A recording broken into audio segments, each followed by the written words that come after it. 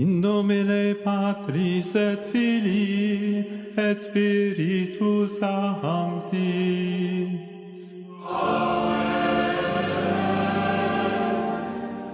Paz vobis. Amados filhos da Igreja, escutai atentamente estas palavras que nascerão como fogo em vossos corações. O casamento nunca pode ser entre 2 homens ou 2 mulheres. Sim, digo isso claramente e sem medo. O casamento é, e sempre será, a união sagrada, indissolúvel, frutífera e estável entre um homem e uma mulher.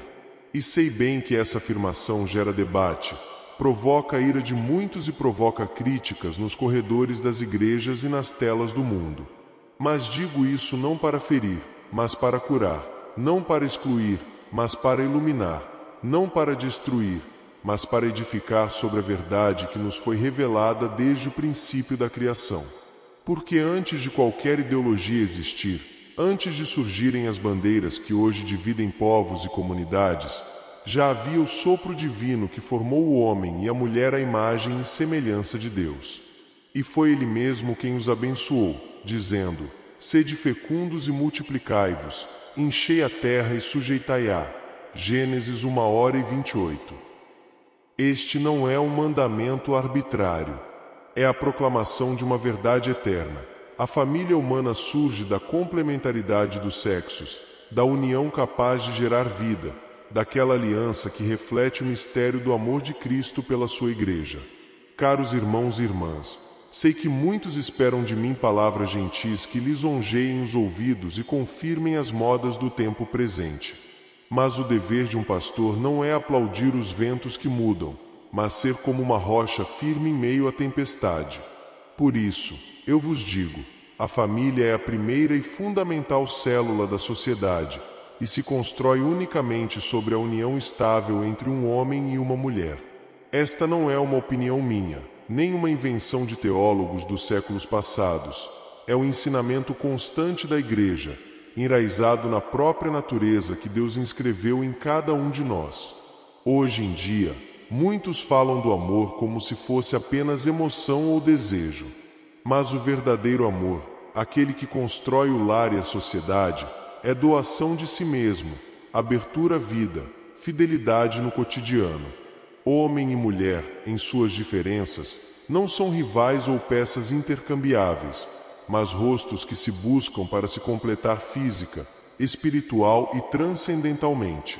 O homem reflete a força que protege e sustenta. A mulher irradia a ternura que nutre e guarda.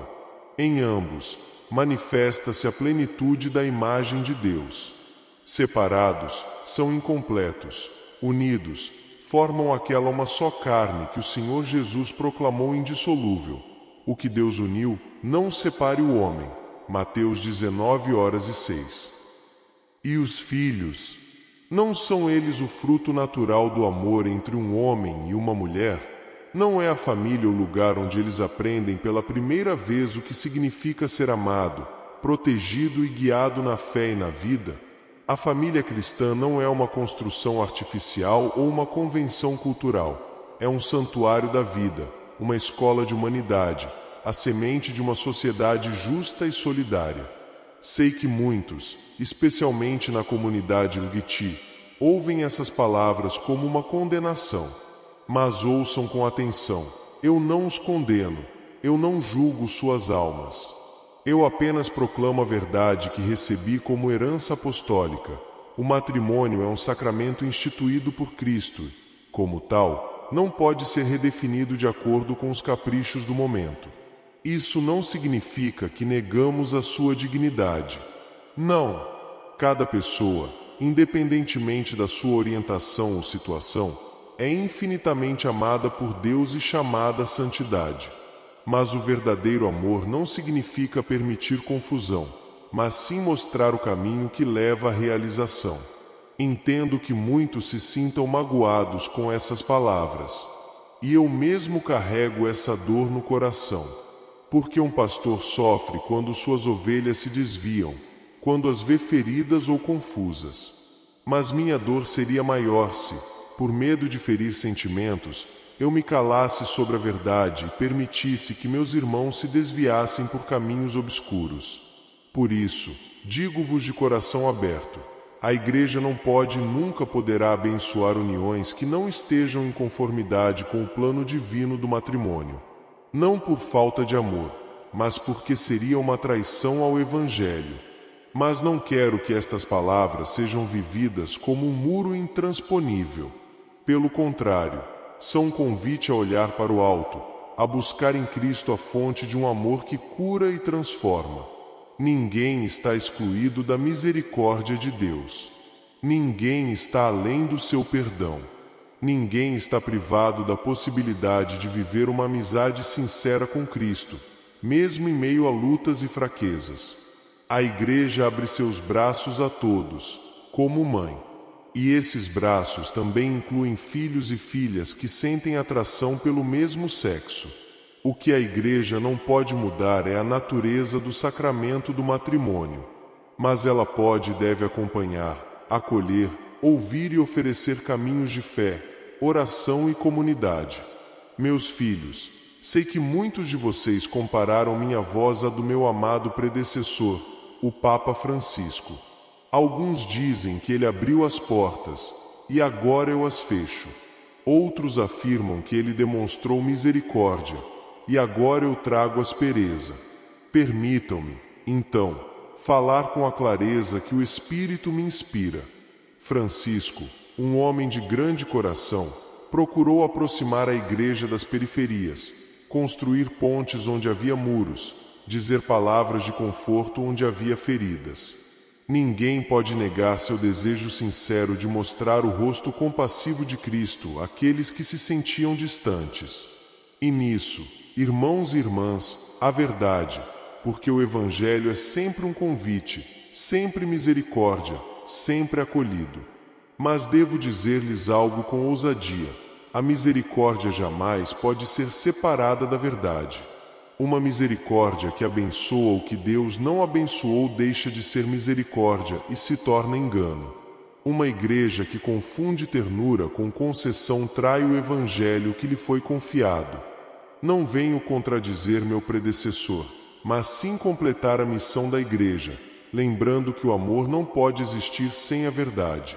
Se Francisco, em sua caridade, estendeu gestos de acolhimento à comunidade Elguiti, devo afirmar que tais gestos jamais poderão se traduzir em redefinição do matrimônio ou em confusão entre os fiéis quanto à natureza do sacramento. O apóstolo Paulo disse com firmeza: se eu ainda quisesse agradar aos homens, não seria servo de Cristo. Gálatas 1:10. Esta é a tentação que sempre assedia a igreja, a tentação de se adaptar à moda, de ser aceito pelo mundo, de diluir as exigências do Evangelho para não perder popularidade. Mas o verdadeiro discípulo não mede suas palavras por pesquisas nem ajusta sua fé pelos aplausos dos poderosos. O verdadeiro discípulo, como um profeta, às vezes precisa dizer palavras que ferem, para que essas feridas se tornem portas para a cura. Quando digo que minha missão é retornar às raízes da Igreja, não estou falando de nostalgia. Estou falando de retornar ao Evangelho puro, ao depósito da fé que nunca muda. Culturas mudam, sistemas políticos se transformam, ideologias nascem e morrem, mas a palavra de Deus permanece para sempre. 1 Pedro 1:25. O casamento como união entre um homem e uma mulher não é uma invenção medieval ou um costume cultural. É uma raiz, um fundamento, uma revelação. Que ninguém confunda minhas palavras com desprezo por Francisco. Eu o amo como um irmão e o honro como sucessor de Pedro. Mas também devo lembrar ao mundo que nem mesmo o Papa pode mudar o que Cristo instituiu. Eu, como Pedro, não sou o mestre da fé, sou seu servo. Não sou um legislador do Eterno, sou o guardião de um tesouro que não me pertence. Se alguns sentem que hoje caminho com mais firmeza, é porque o pastor deve saber quando acariciar com ternura e quando levantar o cajado para evitar que as ovelhas caiam no abismo.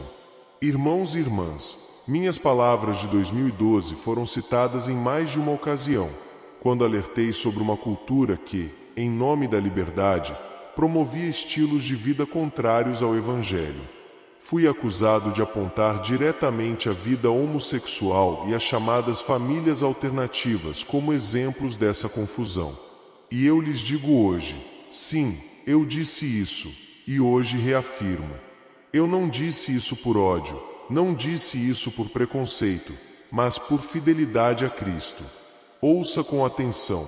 Amar não significa aprovar tudo. Amar significa desejar o verdadeiro bem dos outros, mesmo que isso signifique apontar o que os impede de se realizar. Um médico amoroso não se cala diante da doença. Ele a aponta para curá-la. Da mesma forma, quando a igreja aponta o pecado, ela não o faz para marginalizar, mas para abrir a porta à conversão e à graça. Hoje, promovem-se modelos de família que, embora nascidos de sentimentos sinceros, não correspondem ao plano de Deus.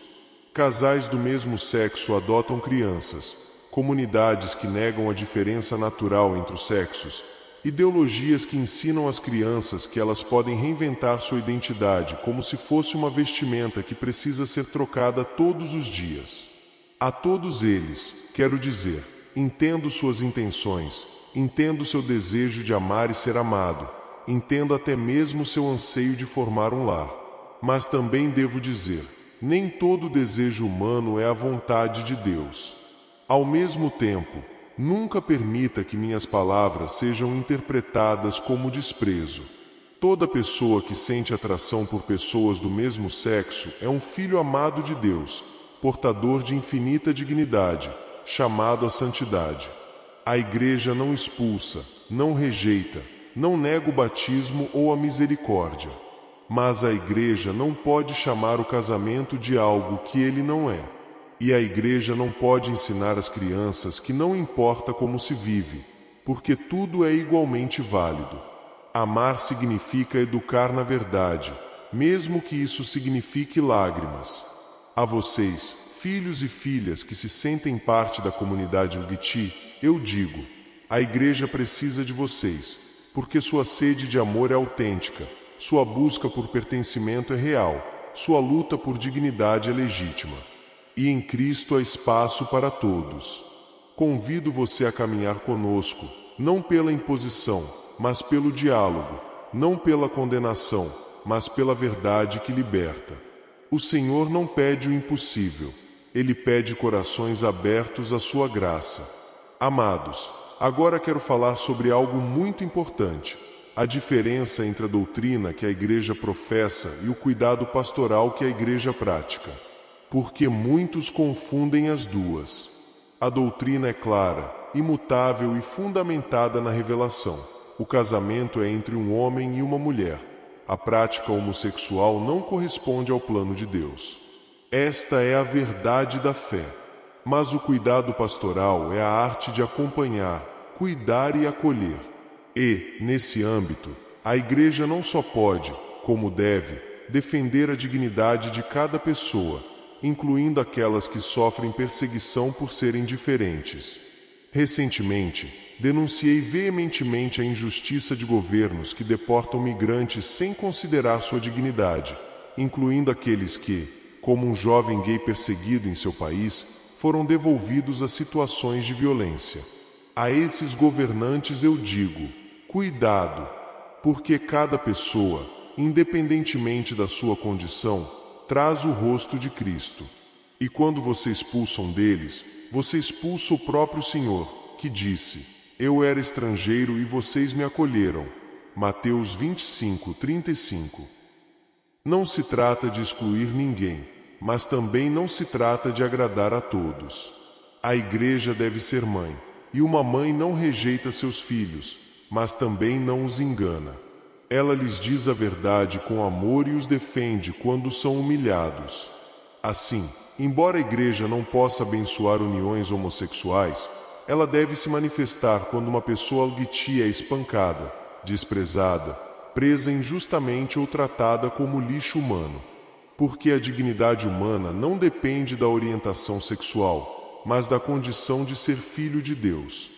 Caros irmãos e irmãs, percorremos juntos um caminho difícil, repleto de palavras que podem provocar debate e dor, mas também repleto de esperança. Hoje resumo a mensagem com a simplicidade de um pai. A doutrina permanece. O casamento é entre um homem e uma mulher, e a Igreja não pode mudar essa verdade. O contraste com Francisco não é a divisão, mas a continuidade na diversidade de carismas. Ele mostrou misericórdia, devo lembrar da raiz. Os chamados estilos de vida homossexuais e famílias alternativas não correspondem ao plano de Deus, embora compreendamos o desejo humano de amar e ser amado. O cuidado pastoral é uma defesa da dignidade. Toda pessoa LGBT é filha de Deus e merece respeito, aceitação e cuidado. A visão do futuro é clara. Uma igreja firme na verdade, mas aberta no amor, disposta a caminhar com todos rumo à santidade. Meus filhos, se minhas palavras alguma vez os feriram, lembrem-se de que as digo com amor. E se alguma vez os escandalizaram, saibam que o faço para que Cristo seja o único escândalo que nos transforma. Não temam a verdade, pois a verdade os libertará. Não temam o amor, pois o amor jamais exclui a verdade. Caminhemos juntos, sem medo, com os corações abertos à graça de Deus. E que a Virgem Maria, Mãe da Igreja, interceda por todos nós, para que aprendamos a amar como ela amou, com ternura, mas também com fidelidade inabalável. Amém.